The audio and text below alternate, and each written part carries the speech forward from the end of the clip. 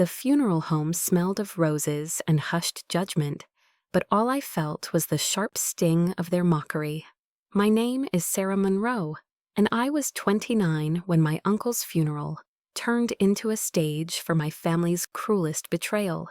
They sneered at my useless job, their words cutting deep as I stood by his casket, clutching a single daisy from my tiny balcony garden. My cousins in their sleek black suits smirked and pointed their eyes glinting with scorn. My parents, cold and distant, didn't bother to defend me. I was the family's failure, the one who'd never measure up, and that day their ridicule was a public shaming. They had no clue I'd already paid off Uncle David's debts, a secret that would soon silence their laughter and hand me a legacy they'd never touch. I grew up in a family where worth was tallied in money and status. Uncle David was the exception, a man whose warmth was a lifeline in our cold, ambitious world. He'd built Monroe Properties, a real estate empire of office buildings and upscale rentals from a single rundown house he'd bought with his savings. To the world, he was a magnate. To me, he was Uncle Dave, teaching me to plant daisies, sneaking me ice cream, and insisting I could be anything, no matter what my family thought. My parents had other priorities. My older brother Ethan was their star, groomed for greatness. He was charming, driven the centerpiece of every family dinner.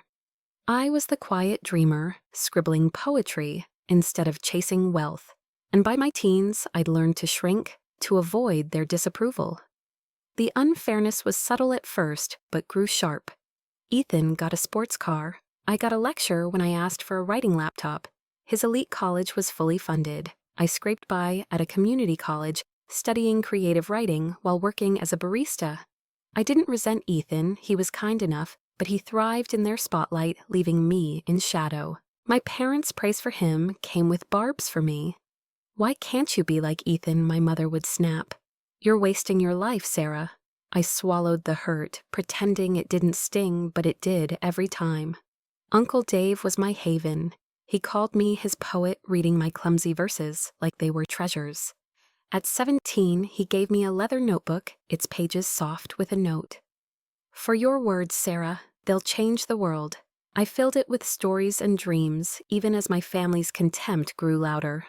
By my late 20s, I was in a tiny apartment, freelancing as a copywriter, barely making rent. Ethan was climbing the corporate ladder, engaged to a lawyer, living the life my parents boasted about. I was an afterthought, invited to family events, just to fill a seat. When Uncle Dave got sick, the family shifted.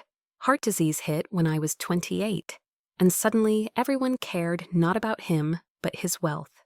I visited weekly, reading stories by his hospital bed as he smiled weaker each time. My cousins Rachel and Ben, who'd ignored him for years, started appearing, probing about his will. Ethan was subtler, eyeing Uncle Dave's files, mentioning plans for Monroe Properties. I didn't care about money, I just wanted Uncle Dave's laugh. But I saw their greed, and it hurt to watch him used. The funeral day, I was raw. Uncle Dave had passed 3 weeks earlier, and I'd spent nights writing in that notebook trying to capture him. I arrived early, hoping for a quiet goodbye, but my family was there, their grief a performance. Ethan stood up front, shaking hands like a diplomat, his fiancée beside him. Rachel and Ben whispered near the guest book, chuckling. My parents greeted mourners, their sorrow rehearsed. No one spoke to me, not even as I placed my daisy on Uncle Dave's casket, its petals shaking in my hand. Then the taunts began. Rachel struck first, smirking. "Still writing your silly stories, Sarah Total Waste," Ben's voice carried. "That job of yours is useless." Uncle Dave was too kind to say it. I bit my lip cheeks burning, but Ethan's pitying tone hurt worse. "Sarah, you could have done something real. It's embarrassing." Laughter rippled, and my parents stayed silent, my mother muttering, "Always a letdown." Their words echoed my deepest fears that I was nothing, my dreams a joke. I wanted to vanish or scream. Instead, I stood frozen, gripping my notebook, Uncle Dave's gift, tethering me to his belief. I was about to flee when a woman in a sharp blazer entered. Middle-aged with quiet authority, she silenced the room. "I'm Karen Walsh, David Monroe's financial advisor," she said. "I need Sarah Monroe, alone." The room stilled. Ethan's smile wavered. Rachel's cup froze. My mother's eyes narrowed. I didn't understand, but their stares shifted heavy with suspicion. I nodded, heart pounding, following Karen to a small office. Ben's whisper, "Why her," trailed me, sparking a flicker of hope amid the pain. In the office, Karen opened a folder.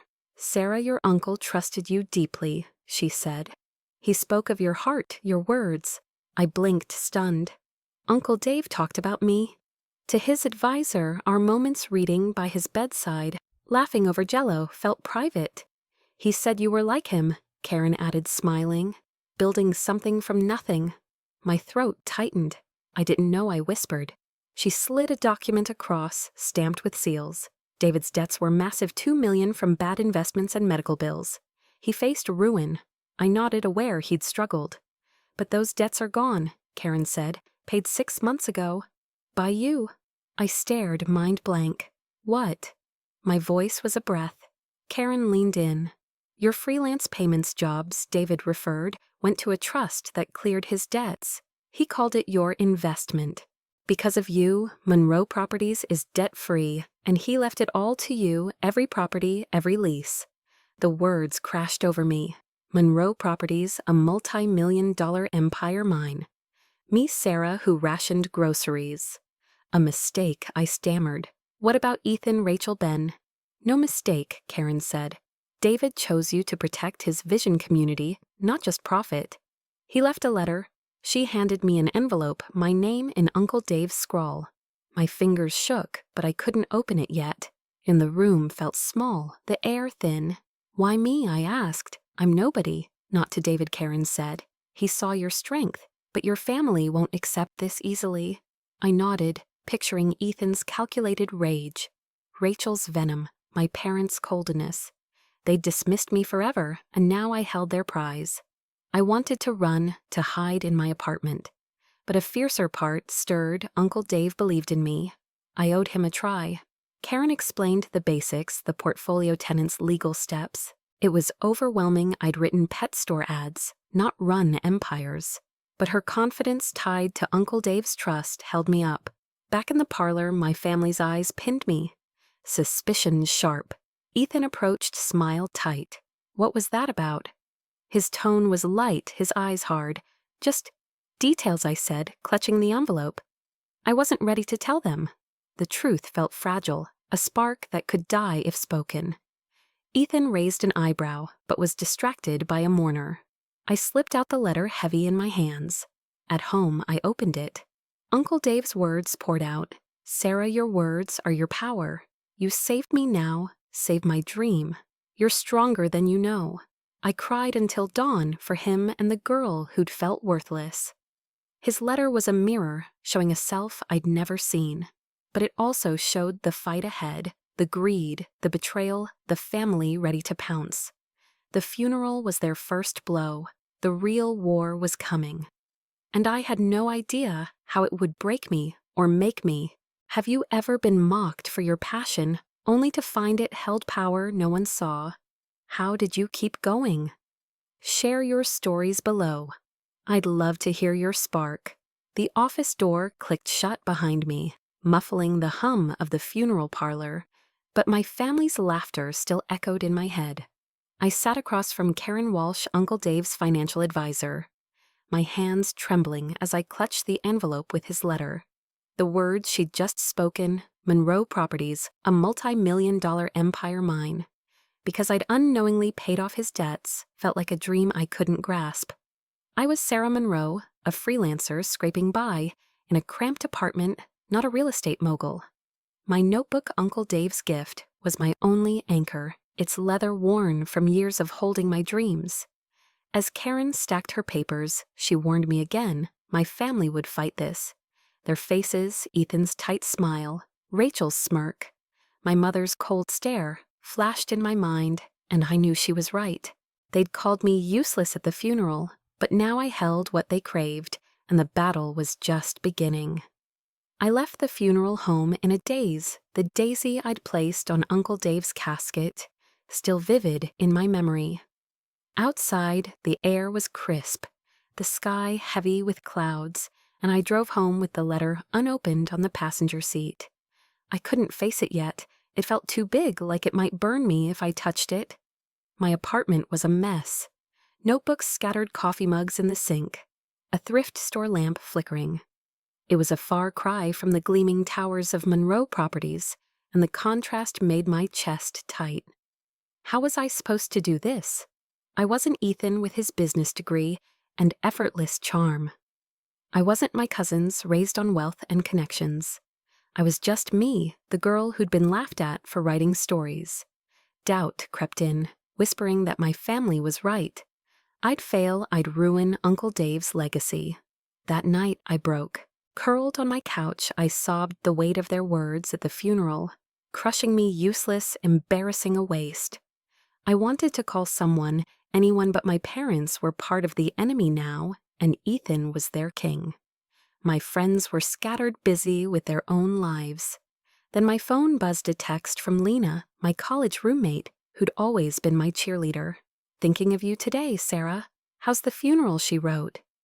I stared at the message, tears blurring the screen, and called her. The words poured out: the funeral, the mockery, the inheritance, the fear. Lena listened, her voice steady through my hiccups. "Sarah," she said when I finished, "your uncle didn't pick you by accident. He saw what they don't. You're not alone in this, okay? I'm here." Her words were a lifeline. Lena was a graphic designer now living across the city, but she'd always had a knack for pulling me out of my spirals. "You need to read that letter," she urged. "It's from him, not them. Start there." I nodded, though she couldn't see, and after we hung up, I opened the envelope. Uncle Dave's handwriting was shaky but warm. "Sarah, your words are your power. You saved me now. Save my dream. You're stronger than you know." I traced the words, crying again, but this time it wasn't just grief. It was resolve, a spark igniting in the dark. He'd believed in me when no one else did. I couldn't let him down. The next morning, Lena showed up with coffee and a plan. "You're not doing this alone," she said, plopping onto my couch. "Step 1, figure out what you've got. Step 2, show them you're not messing around." She'd already Googled Monroe properties, pulling up articles about its portfolio skyscrapers, retail centers, luxury condos. "This is huge, Sarah," she said, eyes wide. "But you've got this. You're smart, and you've got heart." Her confidence was infectious, and we spent the day researching, making lists of questions for Karen. Lena even pushed me to buy a proper blazer. "You're a boss now, dress like it." And though I winced at the cost, I let her drag me to a store. The next week was a crash course in survival. Karen arranged a meeting with Monroe Properties' management team, set for 10 days after the funeral, to introduce me as the new owner. Until then, I was in limbo, preparing for a world I barely understood. I met with Karen daily, absorbing everything she could teach about the company's operations, leases, maintenance, tenant disputes. She gave me access to Uncle Dave's files, decades of contracts and notes. Reading them felt like hearing his voice, guiding me through the fog. But it was overwhelming. I'd written taglines for bakeries, not negotiated with corporate tenants. Every night I'd lie awake, staring at my ceiling, wondering if I could do this. My family didn't help. Their silence after the funeral didn't last. Ethan called first, his voice smooth but edged. "Sarah, we need to talk about Uncle Dave's estate." What did that advisor say? I mumbled something vague, my heart racing, but he pressed. "Don't play games. This is family business." The word family stung. They'd never treated me like family. Rachel texted next. Her message blunt: "Meeting at Mom and Dad's tomorrow. Show up." It was a command, not an invitation. I stared at my phone, thumb hovering, wanting to ignore it. But Uncle Dave's letter sat on my nightstand, his words a shield. "You're stronger than you know." I had to face them, not as the girl they'd mocked, but as the woman he believed in. The meeting was at my parents' mansion, a place I'd always felt like a guest in. I spent the day preparing, rereading Uncle Dave's notes, practicing answers with Lena. She came with me, waiting in the car for moral support. "You've got this," she said, squeezing my hand. I walked in, blazer stiff on my shoulders, notebook in hand. The living room was a war zone, Ethan, Rachel, Ben, and my parents. Their faces a mix of impatience and disdain. My mother didn't offer a seat. She just pointed to a chair. "Let's make this quick," she said, voice ice. "What did the advisor say?" "Sarah," I took a breath, but Rachel cut in. "Look, we know Uncle Dave was sentimental, but you're not cut out for this. Hand it over, and we'll take care of it." Her tone was patronizing, like I was a child. Ethan nodded. "It's for the best, Sarah. You'd just mess it up." Their certainty, their assumption I'd crumble, sparked something in me. I wasn't small anymore. I was angry. "I'm not handing anything over." I said, my voice steadier than I felt. The room froze. My mother's eyes widened, Ethan's jaw tightened, and Ben laughed a nervous bark. "What are you talking about?" my father demanded. I clutched my notebook, Uncle Dave's letter in my mind, and said it. "Uncle Dave left Monroe Properties to me. I paid off his debts. It's mine." The silence was deafening, then chaos. Rachel shouted, "That's impossible." Ethan's face reddened. "You're lying," my mother hissed. "This is a mistake. You don't deserve it." Ben accused me of tricking Uncle Dave. His voice shrill. My father just stared, like I'd betrayed him by existing. I stood, legs shaking, but resolve firm. "It's not a mistake," I said, "and I'm keeping it." I walked out, their voices rising, and got into Lena's car, my heart pounding. "You are a badass," she said, grinning. I laughed, shaky, but the fear was there. The management meeting loomed, and my family's rage was a storm brewing. That night, I reread Uncle Dave's letter, his words grounding me. I wasn't ready to run an empire, but I was done running from them. Lena stayed over, and we talked until dawn, planning my next steps. She found an online course on real estate basics, signing me up with her credit card. "Pay me back when you're a billionaire," she teased. Her belief, Uncle Dave's trust, kept me moving. The meeting was days away, a chance to prove I wasn't the useless girl they'd laughed at. I didn't know what I was walking into, but I knew I couldn't back down. The emotional fallout was brutal. My family's words at the funeral replayed useless, embarrassing letdowns stirring old wounds. I'd spent years feeling less than, and their attack made me question myself. But Lena's voice cut through. "They're wrong, Sarah. You're enough." I clung to that writing in my notebook, pouring fear into poetry. It wasn't much, but it was a start, a way to reclaim my voice. The management meeting was at Monroe Properties headquarters, a glass tower that intimidated me. I practiced with Lena, memorizing key terms, equity, ROI, lease terms. I wasn't fluent, but I could fake it. The night before, I sat with Uncle Dave's letter, tracing his words. I was terrified, but I was his poet, his choice. I'd face the team, my family, the world. Not because I was ready, but because I had to. Have you ever faced people who laughed at your worth? What gave you the strength to stand tall? Share your stories below. I'd love to hear your fight. The days after that explosive meeting at my parents' mansion felt like walking through a minefield blindfolded. I'd stood up to them, declared Monroe Properties mine, and walked out with my head high, but the victory was hollow. Their voices, Rachel's shrill accusations, Ethan's cold disbelief, my mother's venomous, "You don't deserve it," clawed at me, dragging up every insecurity I'd buried. I was Sarah Monroe, the girl they'd called useless at Uncle Dave's funeral, now the heir to his multi-million-dollar empire. The weight of it was crushing a crown I wasn't sure I could wear. But Uncle Dave's letter, tucked in my notebook, was a quiet fire in my chest. "You're stronger than you know." I clung to it, even as doubt and fear threatened to drown me. Lena was my lifeline. She crashed at my apartment most nights, turning my cluttered space into a war room. We'd sit cross-legged on the floor, laptops open, poring over Monroe Properties financials and property lists. "This is insane, Sarah," she'd say, scrolling through photos of sleek office buildings and waterfront condos. "You own half the city." Her excitement was contagious, but it also terrified me. I wasn't a mogul. I was a freelancer who'd spent years rationing coffee grounds. The management meeting was 6 days away, my first chance to face Uncle Dave's team as their new boss, and I felt like an imposter playing dress-up in a world I didn't belong to.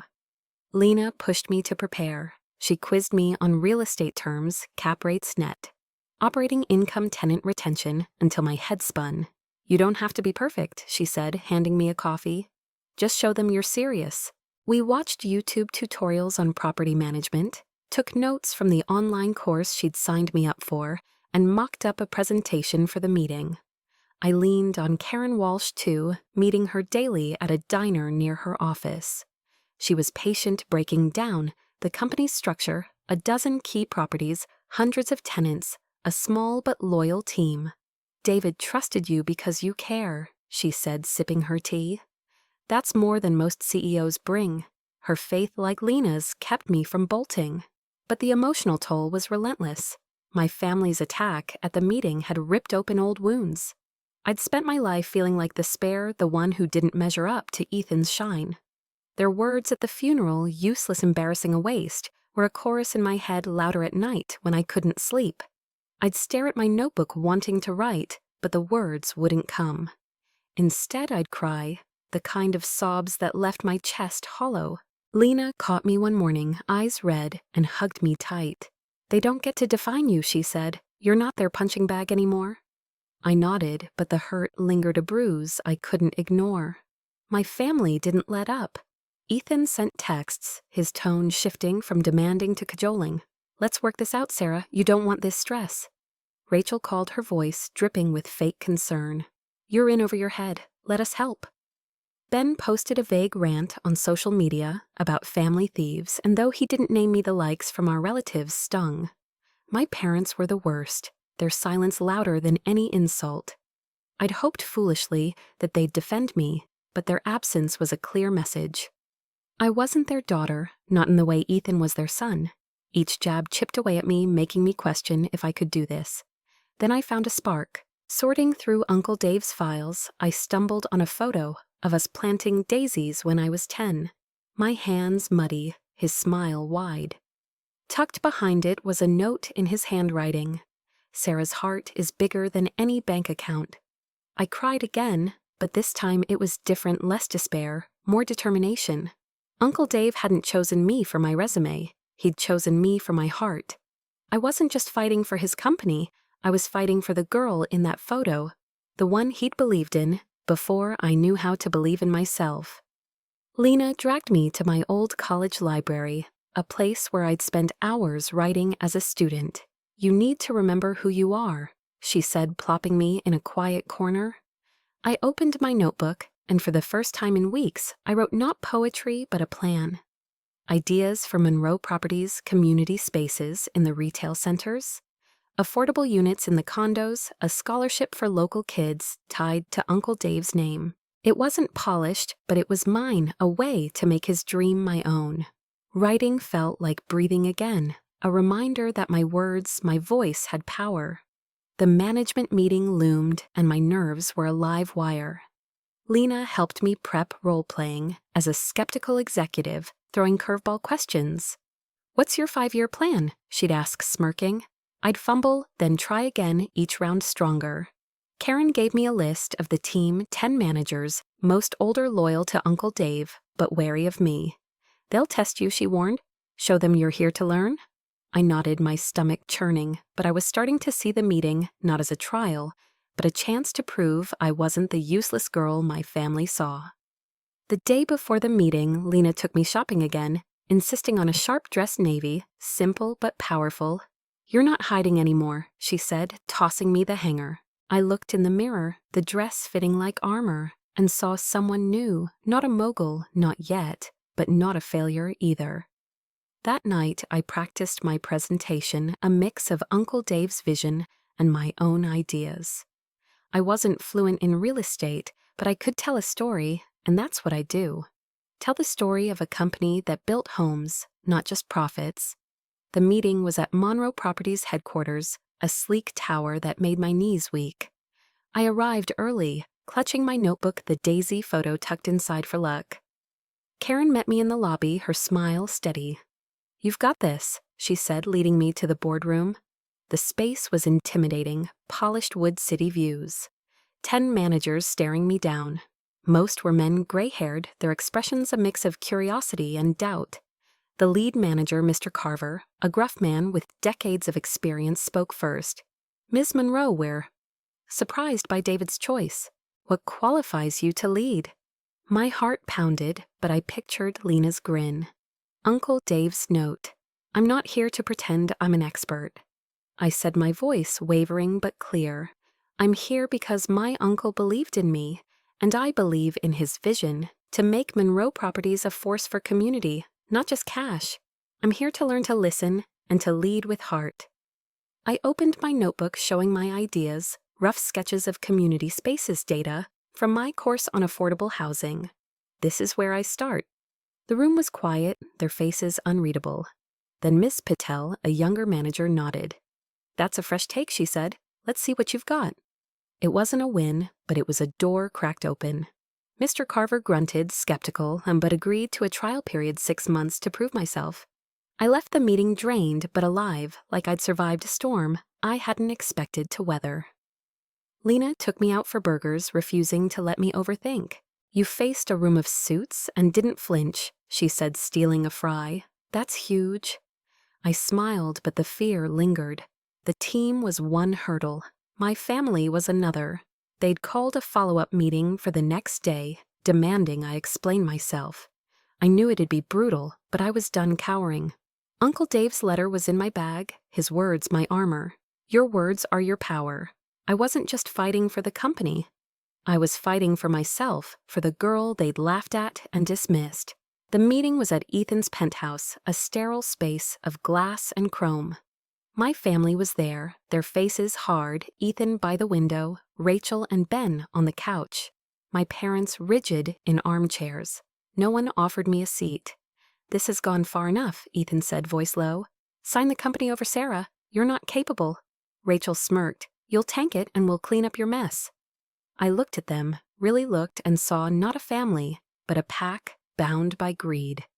The hurt was there, raw and sharp, but it didn't own me. "No," I said, voice clear. "Uncle Dave chose me. I paid his debts. I'm keeping it." Rachel laughed, cruel and sharp. "You're delusional." My mother's voice was ice. "You're tearing us apart. You did that," I said, standing taller. "You called me useless, but I'm not. I'm David Monroe's niece, and I'll prove it." I walked out their shouts, fading feeling free, not from their anger, but from their hold. Back home, I wrote again, ideas flowing, fear turning to fire. The road was daunting, managers, tenants, a family that wouldn't quit. But I had Lena, Karen, Uncle Dave's trust, and my own voice growing louder. Have you ever stood up to those who doubted you most? What sparked your courage? Share your stories below. I'd love to hear how you found your strength. The boardroom's glass doors closed behind me, but the weight of the management meeting lingered, a mix of relief and adrenaline pulsing through my veins. I'd faced Uncle Dave's team, 10 seasoned managers, who'd looked at me like an untested rookie, and I hadn't crumbled. My presentation, rough sketches, nervous words, a plea to carry forward his vision, had earned me a trial period, a 6-month chance to prove I could lead Monroe Properties. It wasn't a full victory, but it was a foothold, a crack in the wall of doubt. Lena's burger-fueled celebration that night, her laughter echoing over greasy fries, made it feel real I was doing this. But as I drove home, Uncle Dave's letter in my bag, the high faded. My family's follow-up meeting at Ethan's penthouse loomed, their rage from our last clash still fresh. They'd called me useless at the funeral, delusional for claiming the company. I'd stood my ground, but the fight was far from over, and the emotional scars they'd left were still raw. The next morning, I woke with a knot in my stomach, the memory of their words. "You're tearing us apart," looping in my head. I wanted to skip the meeting, to hide in my apartment with my notebook and pretend they didn't exist. But Lena was there, sprawled on my couch, her presence a reminder I wasn't alone. "You're not letting them win," she said, tossing me a granola bar. "You're Sarah freakin' Monroe Property Empress. Go slay." Her grin pulled a laugh from me, and I clung to it, dressing in the navy dress we'd bought, my notebook tucked under my arm like a shield. Uncle Dave's words, "Your words are your power," were my mantra. As I drove to Ethan's penthouse, the city a blur outside my window. The meeting was a repeat of the last, but sharper, more desperate. Ethan's penthouse was all glass and sharp edges, a stage for their ambush. Rachel and Ben lounged on a leather sofa, smirking like they'd already won. My parents sat stiffly, my mother's lips a thin line, my father's eyes hard. Ethan stood by a window, arms crossed, his engagement ring glinting. No one offered me a seat, so I stood clutching my notebook, heart pounding. "This ends now," Ethan said, voice low. "Sign over the company, Sarah. You're out of your depth." Rachel leaned forward, eyes gleaming. "You're embarrassing yourself playing mogul. Give it up before you ruin it." My mother's voice was venom. "You're selfish, Sarah. You're destroying this family." Their words were knives, each one slicing into the girl. I'd been the one who'd believed she was less than Ethan, less than anyone. But I wasn't that girl anymore. I pictured Uncle Dave's smile, Lena's faith, the manager's grudging nods. "I'm not signing anything," I said, voice steady. "Uncle Dave chose me because I paid his debts, because I share his vision. You don't get to take that." Ben laughed a harsh bark. "You paid with what, your coffee tips?" Ethan's eyes narrowed. "You're lying. We'll fight this in court if we have to." I didn't flinch. "Go ahead," I said. "The truth is on my side." I turned and left their shouts chasing me, but as I stepped into the elevator, I felt lighter. Not because I'd won, they'd fight, I knew it, but because I'd stopped begging for their approval. Lena was waiting in a coffee shop nearby, and when I told her, she high-fived me. "That's my girl," she said. "Now let's get to work." Work became my sanctuary. The trial period was a gauntlet, and I threw myself into it, determined to prove I was more than my family's punching bag. Karen set up daily briefings with the management team, and I soaked up everything: lease agreements, property taxes, tenant relations. Ms. Patel, the manager who'd given me a chance, became an ally, walking me through the nuances of commercial real estate. "You've got instincts," she said during a tour of a retail center. "Trust them." Her encouragement was a spark, and I leaned into it, sketching ideas for the property's green spaces, art installations, community events. They were small, but they felt like Uncle Dave's dream alive in my hands. Lena pushed me to step up my game outside the office. "You're a CEO, Sarah," she said, dragging me to a tailor for a proper suit. "Own it." The cost made me wince, but when I saw myself in the mirror, sharp blazer, confident posture, I felt a shift. She also convinced me to move out of my cramped apartment. "You can't run an empire from a shoebox," she teased. With Karen's help, I found a loft downtown close to headquarters. It was modest but bright, with big windows and space for my notebooks. Moving in was bittersweet, packing up my old life secondhand furniture, stacks of poems. But as I hung a photo of me and Uncle Dave planting daisies, I felt a new beginning take root. The first real win came a month into the trial. I pitched a community hub for one of our retail centers, a space for local artists, free classes, a nod to Uncle Dave's love of giving back. I'd spent nights researching drawing mock-ups, crunching numbers with Ms. Patel's help. The team was skeptical, but Ms. Patel backed me, and Mr. Carver, the gruff lead manager, gave a reluctant nod. "It's risky," he said, "but we'll try it." When the hub opened, a local paper covered it, calling it a bold move for Monroe Properties' new leader. I framed the article, hanging it in my loft next to Uncle Dave's photo. It wasn't just a win, it was proof I could do this. My family's attacks didn't stop. Ethan's texts turned legalistic, hinting at a lawsuit. "We're consulting lawyers, Sarah. Don't make this harder."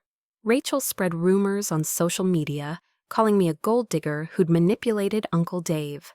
My parents sent a letter, formal and cold, demanding I reconsider for the family's sake. Each blow hurt, but I was learning to deflect. Lena taught me to mute their notifications, and I leaned on my writing, filling my notebook with poems about strength loss and daisies. It wasn't therapy, but it was close away to process the pain without letting it own me. Then came a breakthrough. Monroe Properties was hosting a regional real estate summit, and Karen suggested I speak a 5-minute address to introduce the company's new direction. Public speaking terrified me. I'd always been the quiet one fading into corners. But I couldn't say no.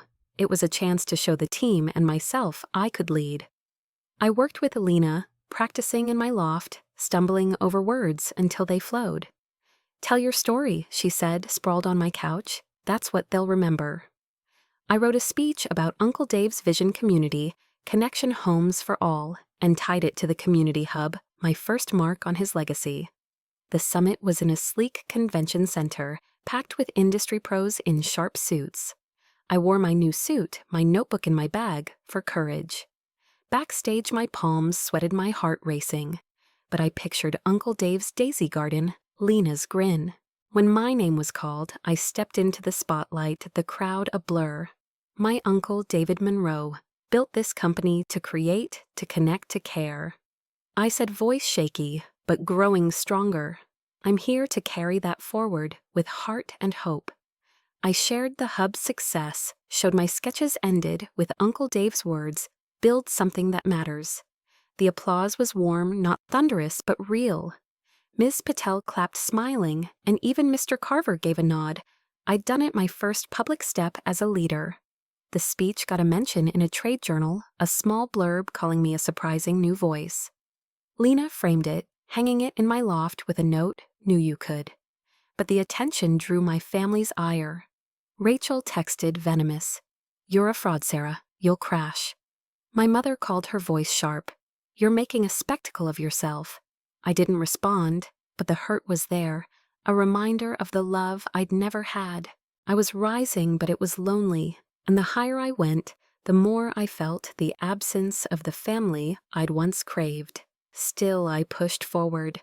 The community hub was gaining traction, with tenants praising it, and more properties clamoring for similar projects. I enrolled in a night course on real estate law, staying up late to study. I met with every manager, asking questions, learning their challenges. Some warmed to me. Others saw me as a temporary oddity. But I wasn't temporary. I was Uncle Dave's choice, and I was starting to believe it myself. The summit had been a spark, but bigger tests loomed. My family's lawsuit threats were growing, and the trial period's end was months away. I didn't know it then, but the stage was set for a moment that would force my family to face me, not as the girl they'd mocked, but as the woman I was becoming. I was scared, but I was ready, or as ready as I'd ever be. Have you ever found power in proving someone wrong? What drove you to keep climbing? Share your stories below. I'd love to hear your rise. The summit speech was a turning point, a moment where I glimpsed the leader I could become. Standing on that stage, sharing Uncle Dave's vision and my own, I'd felt the crowd's warmth, the faint nod of approval from Ms. Patel and even Mr. Carver. The trade journal's blurb, a surprising new voice, was taped to my fridge. A small badge of progress. I was 4 months into my trial period as head of Monroe Properties, and the community hub was gaining traction, with tenants raving and local blogs calling it a game changer. But the high was fragile. My family's lawsuit threats loomed, their texts and calls a constant drip of venom. Rachel's "you'll crash" stung, as did my mother's cold accusation of making a spectacle. I was rising, but the weight of their rejection dragged at me, a reminder of the love I'd never had. Yet Uncle Dave's letter, its words worn from my touch, "Your words are your power," kept me grounded. I wasn't just fighting for his company, I was fighting for myself, for the girl they'd called useless at his funeral. Work was my lifeline. Monroe Properties was a beast with dozens of properties and hundreds of tenants, and I dove in headfirst, determined to make my mark. I spent mornings with Ms. Patel, learning the intricacies of lease negotiations, and afternoons touring sites, sketching ideas for more community spaces.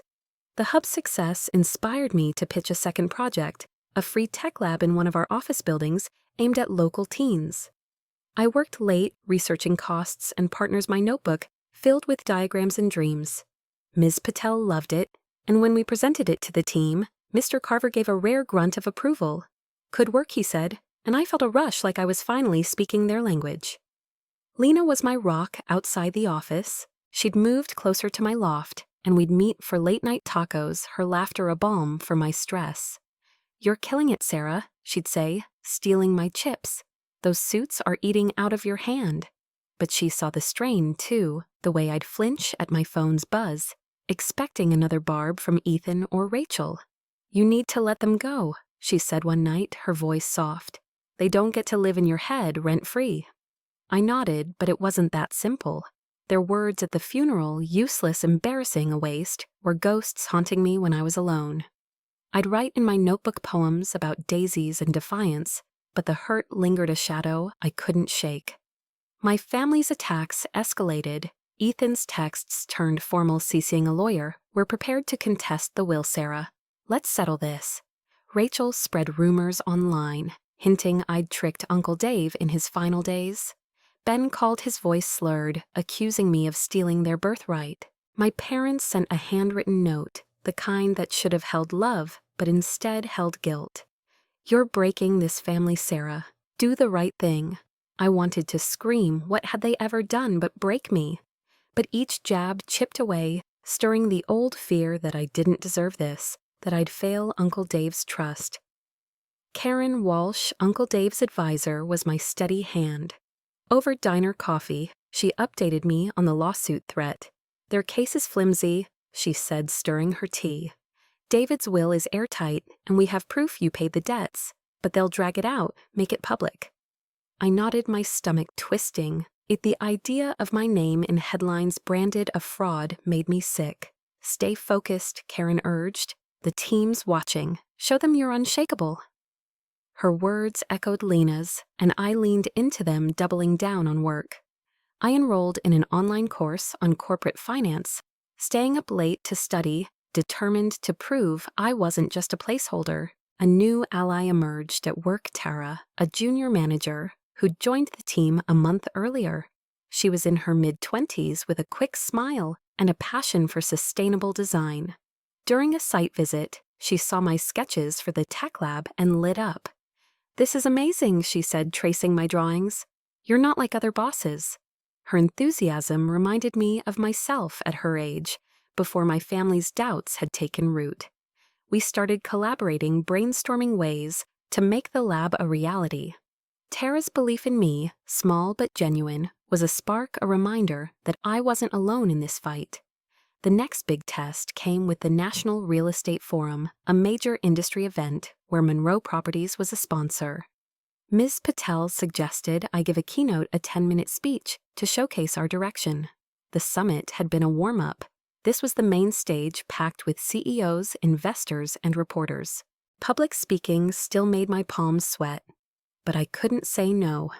It was a chance to cement my place, to silence the whispers about my inexperience. I worked with Lena and Tara, crafting a speech that wove Uncle Dave's legacy with my own vision, community hubs, tech labs, a scholarship fund. In his name for local kids. "Make it personal," Tara said, sketching a slide. "For my visuals, show them who you are." Lena turned my loft into a practice studio, heckling me to build my confidence. "Boo, you're boring," she'd yell, laughing, until I could fire back without blushing. I practiced until my voice was steady, until I could deliver it without notes. The speech was my story, Uncle Dave's daisies, my fight to prove myself, the company's future as a force for good. I included my sketches raw and real to show I wasn't just a suit. "You're not selling real estate," Lena said, "you're selling hope." Her words stuck, and I carried them like a talisman. The forum was held in a massive convention center, all steel and glass, buzzing with industry giants. I wore a tailored green dress, my notebook and Uncle Dave's daisy photo in my bag for luck. Backstage, I met other speakers, veteran CEOs who moved with ease. Their confidence a contrast to my nerves. One, a developer named Ms. Chen, shook my hand and said David was a friend. He'd be proud. Her words hit me hard, and I blinked back, tears, nodding. When my turn came, I stepped onto the stage, the spotlight hot the crowd, a sea of faces. I took a breath, pictured Uncle Dave's garden, and began. My Uncle David Monroe taught me that properties aren't just buildings, they're homes, dreams, communities. I said, voice clear. He trusted me to carry that forward, and I'm here to do it with heart. I shared the hub's success, the tech lab's plans, the scholarship fund, showing my sketches on the screen. This is who we are, I said.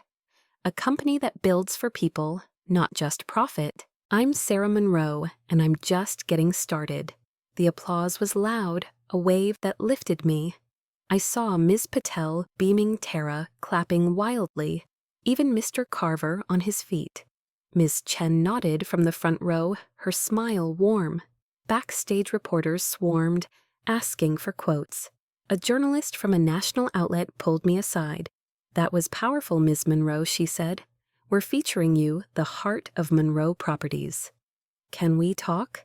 I nodded, dazed, answering questions about my vision, my journey.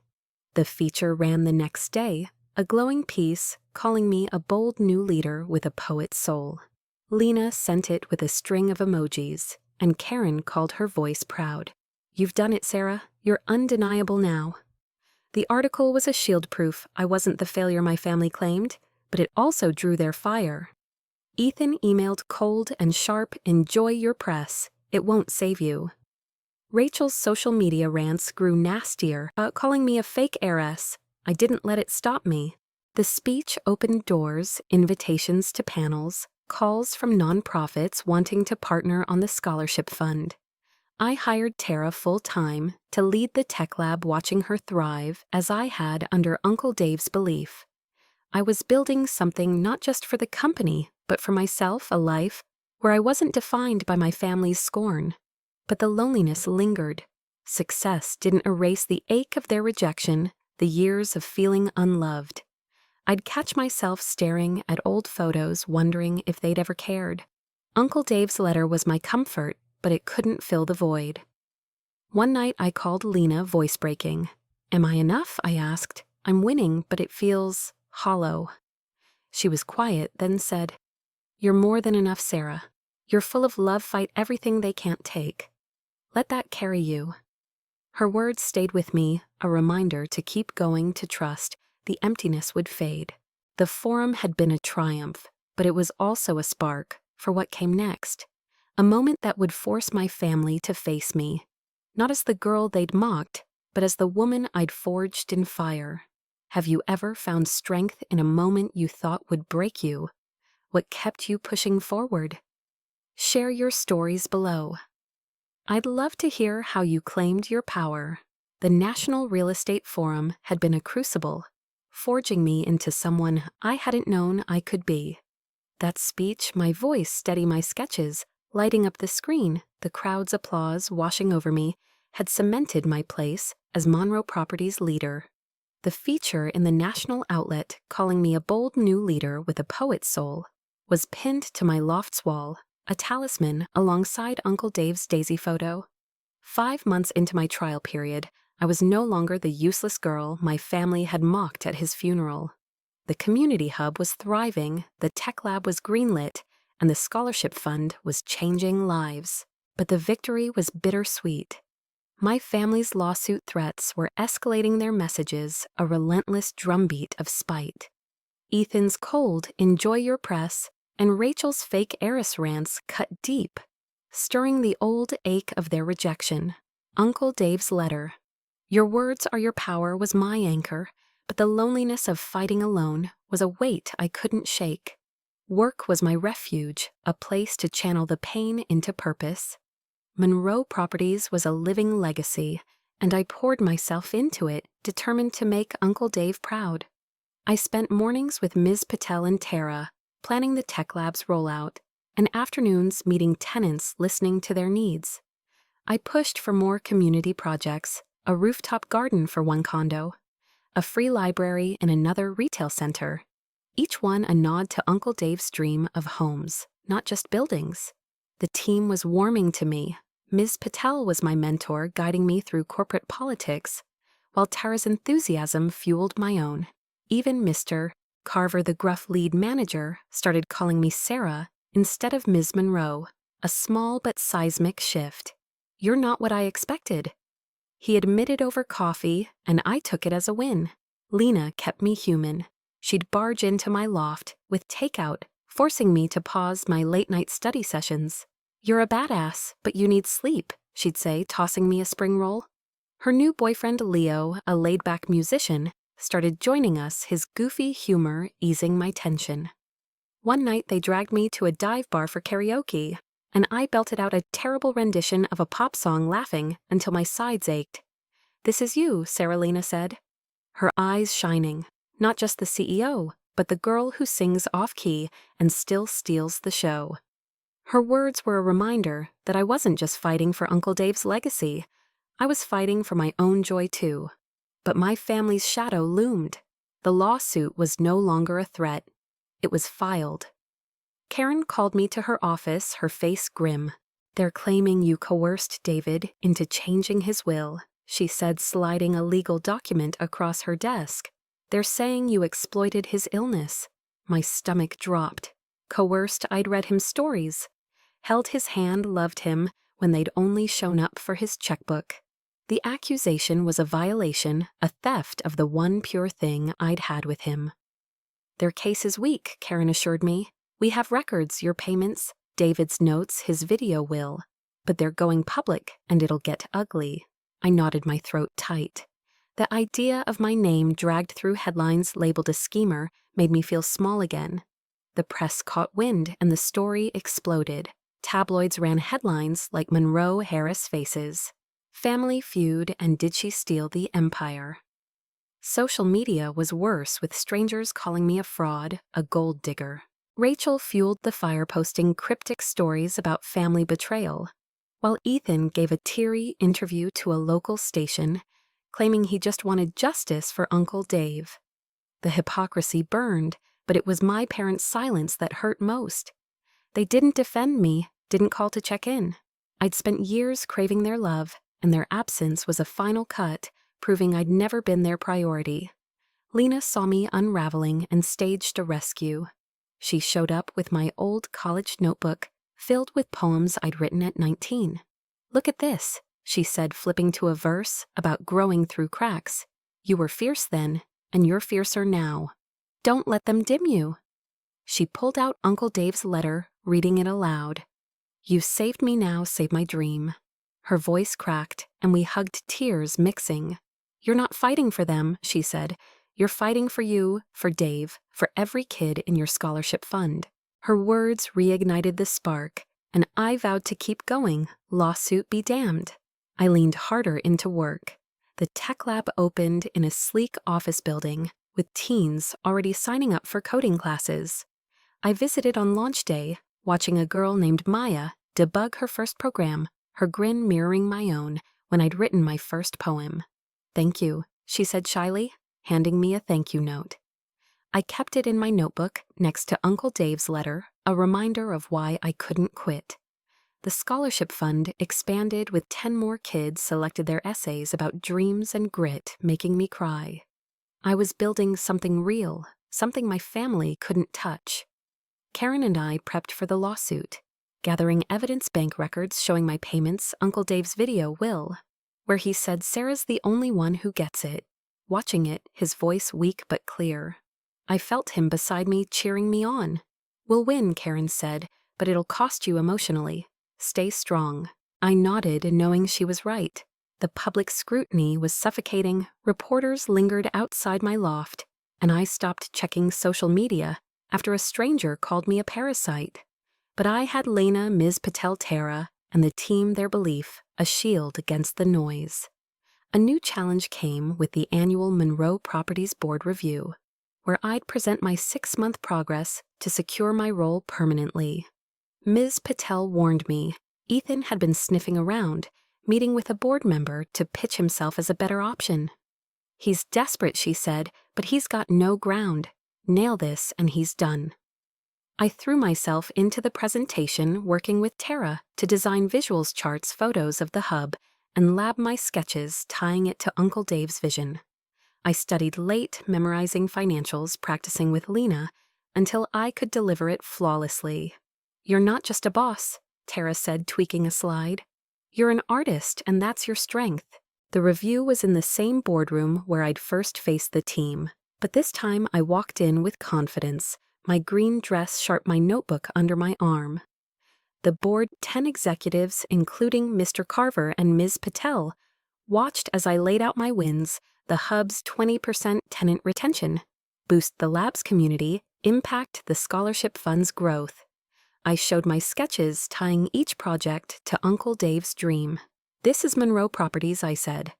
"A company that builds for people, not just profit. I'm here to lead it, and I'm ready." The applause was strong, Ms. Patel beaming, Mr. Carver nodding. "Impressive," he said later. "You've earned your place." The board voted unanimously to confirm me as permanent CEO, a moment I celebrated with Lena and Tara over pizza in my loft. "Told you," Lena said, raising a slice. But the lawsuit loomed, and my family's silence was a storm gathering strength.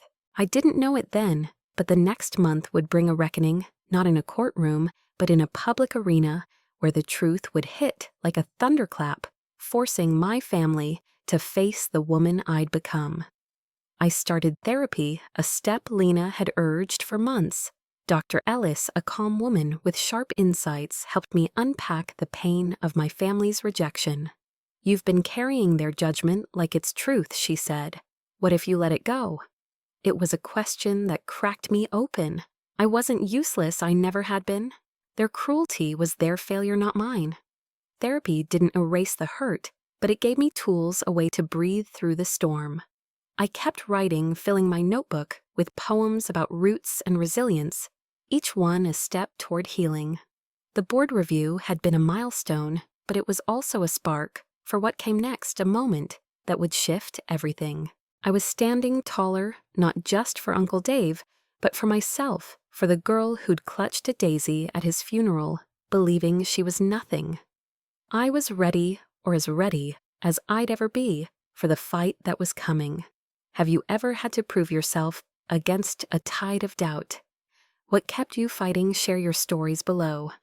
I'd love to hear how you found your fire.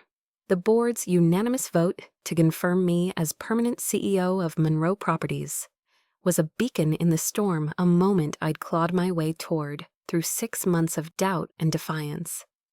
That night, celebrating with Lena and Tara over pizza in my loft, I felt the weight of their belief, Uncle Dave's, Ms. Patel's, even Mr. Carver's grudging respect, lifting me higher than I'd ever been.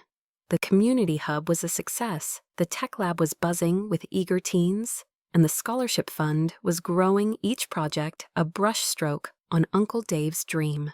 The national outlets feature, still pinned to my wall, called me a poet's soul, and for the first time I believed it. But the storm wasn't over. My family's lawsuit was gaining traction. Their public attacks painting me as a schemer who'd stolen Uncle Dave's empire. Ethan's teary TV interview, Rachel's vicious posts, my parents' deafening silence, they were a chorus of betrayal, echoing the useless taunts from the funeral. Uncle Dave's letter, "Your words are your power," was my shield, but the battle was about to erupt in a way I hadn't foreseen, in a room full of strangers, where the truth would burn brighter than their lies. The moment came at the Monroe Properties annual charity gala, a lavish event to raise funds for local housing initiatives. I'd been dreading it for weeks. The forum speech had been a triumph, but this was different, a glittering ballroom packed with investors, city officials, and media, all watching the new Monroe heiress. Ms. Patel insisted I attend, calling it your chance to shine. "You've won the board," she said, her eyes steady. "Now win the city."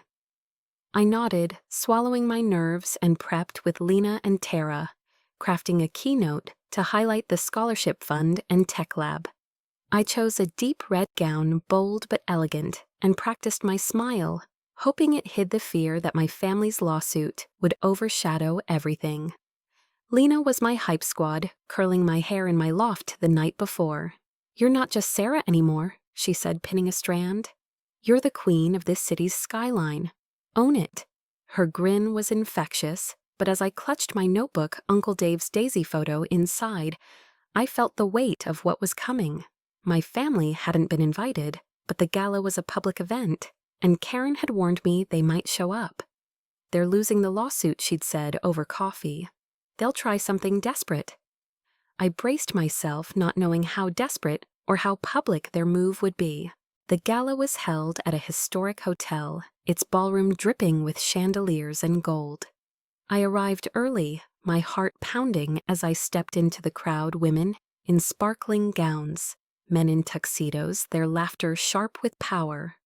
Ms. Patel greeted me with a hug, Tara trailing behind her, eyes wide at the glamour. Mr. Carver was there, gruff but present, and Karen stood by the bar, nodding her approval. I mingled, shaking hands, talking of the tech lab and scholarship fund, surprised at how easily the words came. A councilwoman praised my vision, an investor asked for a meeting. I was holding my own, but my eyes kept scanning the room, dreading the moment my family would appear. They didn't keep me waiting. Halfway through cocktails, I saw them, Ethan, Rachel, Ben, and my parents striding in, like they owned the place. Ethan's suit was tailored, his fiancée absent, but his smile calculated. Rachel's dress was a statement, her smirk sharper than ever. Ben looked smug, sipping a drink, while my parents stood apart. My mother's face, a mask of disdain, my father's eyes cold. My stomach lurched. They hadn't been invited, but they'd used their name Monroe to get in a power play to unsettle me. Ethan caught my gaze, his smile tightening, and Rachel whispered to Ben, their laughter a blade across the room. I froze, the old fear from the funeral, useless, embarrassing, surging back. Ms. Patel appeared at my side, her voice low. "Don't let them rattle you," she said. "This is your stage." I nodded, forcing a breath, and dove back into the crowd, determined to shine, despite their presence.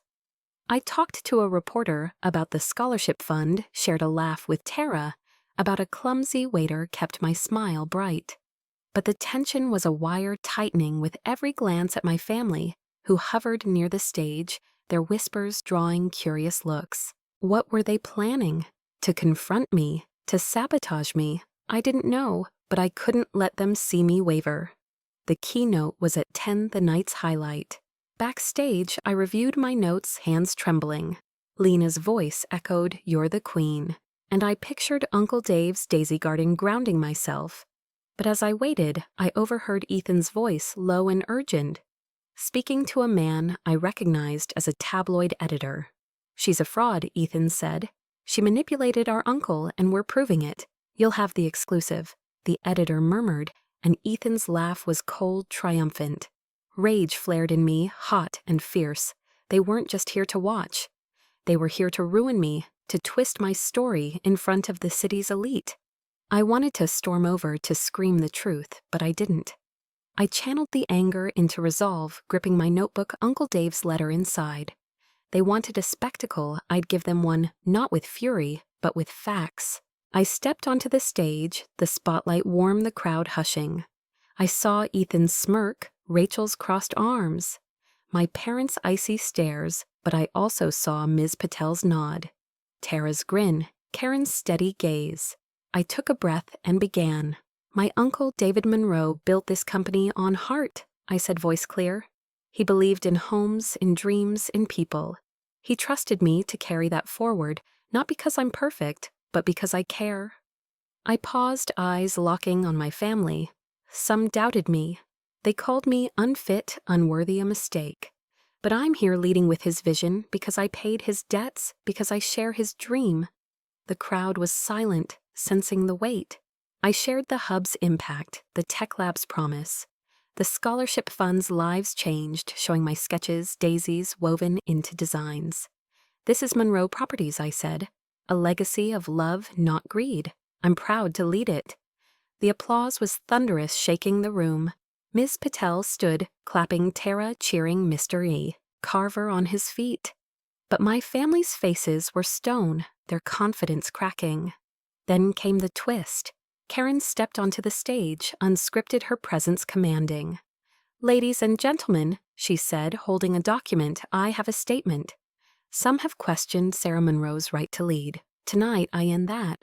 She raised the paper seals glinting. David Monroe's will verified. By courts names Sarah his sole heir. Her payments cleared his debts, saving this company. Claims of coercion are lies, and the lawsuit against her is crumbling.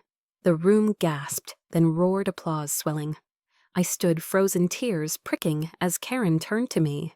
Sarah David would be proud, she said, voice soft. The crowd's cheers were for me, for Uncle Dave, for justice. My family's masks shattered Ethan's jaw tight. Rachel's eyes wide, Ben's drink spilling, my parents' heads bowed, unable to look at me. The reporter Ethan had courted scribbled furiously, but not the story he'd wanted. The crowd didn't know the full pain, the funeral taunts, the years of rejection, but they felt the moment, and it was mine. I left the stage legs shaking, and Ms. Patel hugged me, whispering, "You're unstoppable." Backstage guests swarmed, investors, officials, reporters, all wanting a piece of me. A councilman offered a partnership, a journalist begged for an interview. But my eyes tracked my family, slipping toward the exit, their heads low. Rachel glanced back, her face pale, and for the first time I saw shame in her eyes, not scorn. They left without a word, and I let them go, the door closing on their hold over me. Later in my loft, I sat with Uncle Dave's letter, tracing his words. The gala was my public triumph, the lawsuit's death knell, but it didn't heal the hurt. My family's defeat wasn't closure, it was a reminder of the love I'd lost. I cried not for them, but for the girl who'd stood by Uncle Dave's casket, believing she was nothing. I wasn't that girl anymore. I was Sarah Monroe, poet leader enough. Have you ever faced a moment where truth turned the tables? How did it feel to claim your victory? Share your stories below. I'd love to hear how you shone. The gala's triumph was a fire that burned bright in the days that followed its glow, warming the corners of my life that had been darkened by my family's scorn. I'd stood on that stage, my voice carrying Uncle Dave's dream and my own, and watched their lies crumble under Karen's truth. Monroe Properties was mine, earned through my payments sealed by his will. The applause, the headlines like Monroe heiress, vindicated the strangers who stopped me on the street to say you showed them it was a validation I'd craved since the funeral, where they'd branded me useless. But as I sat in my loft that first night, the city sparkling beyond my windows, I felt a quiet ache beneath the victory. My family's defeat, Ethan's tight jaw, Rachel's shamed glance. My parents' bowed heads didn't fill the void they'd left. Uncle Dave's letter, its pages soft from my touch, was my comfort. Your words are your power. I'd won, but the cost was a family I'd once dreamed could love me, and I wasn't sure what came next, not for the company, but for my heart. The weeks after the gala were a whirlwind of momentum. Monroe Properties was soaring its projects, drawing national attention. The community hub was expanding to 5 more cities with tenants clamoring for similar spaces. The tech lab was a hit with Maya and other teens showcasing their projects at a city expo, their pride mirroring my own. The scholarship fund named for Uncle Dave doubled its recipients, and I'd visit schools to meet them their hopeful essays, echoing the girl I'd been scribbling in a notebook while my family sneered. One boy, Jamal, gave me a hand-drawn card, a daisy like the one I'd placed on Uncle Dave's casket, and I kept it on my desk, a symbol of the lives we were changing. The team was fully behind me now. Ms. Patel was my rock, inviting me to her home for dinners, where we'd strategize over spicy curry, her laughter easing the pressure. Tara, now leading the tech lab, was a friend joining me for coffee to talk dreams and designs. Even Mr. Carver softened, sharing stories of Uncle Dave over lunch, calling me a chip off the old block. The board's trust was unshakable, and investors were lining up, drawn by the poet's soul the press loved. I launched a new initiative, a green retrofit, for our older buildings, inspired by Uncle Dave's notes on sustainability. It was a risk, but when a major foundation partnered with us, the doubters quieted, and I felt his pride like a hand on my shoulder. Lena was my haven outside work. She and Leo were planning a trip, and she'd drag me to their band's gigs, forcing me to dance, despite my 2 left feet. "You're not just a CEO," she'd say, grinning over a beer. "You're my Sarah, the one who writes poems about stars." Her love, fierce and unwavering, reminded me I wasn't alone. Tara introduced me to her cousin, a photographer named Mia, and we bonded over art, spending weekends at galleries. Slowly, I was building a family of choice, their warmth filling the gaps my blood family had left. But the pain of their rejection lingered. The lawsuit was dead. The courts dismissed it after Karen's gala bombshell. But my family's silence was louder than any legal fight. Ethan and Rachel moved away, their social media gone quiet. Ben followed his startup, failing under scrutiny. My parents stayed in their mansion, but I heard through Lena's gossip that they were humiliated, their friends turning cold. I wanted to feel justice to savor their fall, but instead I felt grief for the parents I'd never had. The siblings I'd wished would see me. Dr. Lynn, my therapist, helped me name it. "You're mourning the family you deserved," she said. "That's okay, but don't let it define you," her mantra. "Your worth doesn't depend on their validation" became my own, written in my notebook, repeated daily. A new chapter opened a month after the gala, when Karen handed me a second letter from Uncle Dave, one he'd entrusted to her for when you're ready. I sat in her office, heart pounding, and opened it. His handwriting was faint but warm. "Sarah, you've faced their storm and shone. One last ask, don't let hate chain you. They hurt you, and I'm sorry I couldn't stop it. Forgive them not for them, but for you. Live free, my poet." I cried Karen's hand on mine, his words a balm and a challenge. Forgiveness felt impossible. How do you forgive useless, embarrassing a lawsuit that smeared your name? But Dr. Lynn's question echoed, what if forgiveness is for you? It wasn't about welcoming them back. It was about releasing their hold. I didn't contact my family. Their choices were theirs, and I wasn't ready to bridge that chasm.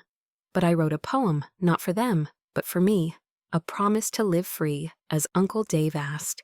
I tucked it in my notebook next to his letters and felt lighter, like I'd shed a weight I'd carried too long. I started writing more, not just for work, but for joy poems about daisies, cities, resilience. I framed one, a verse about roots breaking stone, and hung it in my loft, a symbol of my growth. A year after the gala, I stood at the opening of a new community center funded by Monroe Properties in Uncle Dave's hometown.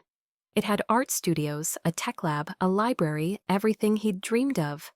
The crowd was huge, tenants, students, reporters, even Ms. Chen from the forum smiling warmly. I gave a speech. No notes needed, my voice steady. "This is for dreamers," I said. "For anyone told they're not enough. You are. Keep building." The applause was loud, but it was the kids' faces, Jamal, Maya, others from the scholarship fund that stayed with me. They were my why, my reason to keep climbing. After I walked through the center's art studio, touching the easels, breathing in paint and possibility, Tara was there setting up a workshop, and she hugged me, eyes shining. "You made this, Sarah," she said. I shook my head, smiling. We did. That night in my loft, I looked at Uncle Dave's letter, Jamal's daisy card, my framed poem, the life I'd built. I wasn't done. More projects, more fights, more dreams waited. But I was whole, not because I'd defeated my family, but because I'd chosen myself. I don't know if my family will ever reach out. Maybe Ethan will call, or my parents will show up, seeking forgiveness, or something else. I don't know if I'll be ready, or if I'll want to be. But I know my worth isn't tied to their approval. It's in my words, my work, the lives I touch, the daisies I carry. Uncle Dave saw it, and now I see it too. I'm Sarah Monroe, poet leader enough. Have you ever found freedom in letting go of someone else's judgment? What did it take to choose yourself?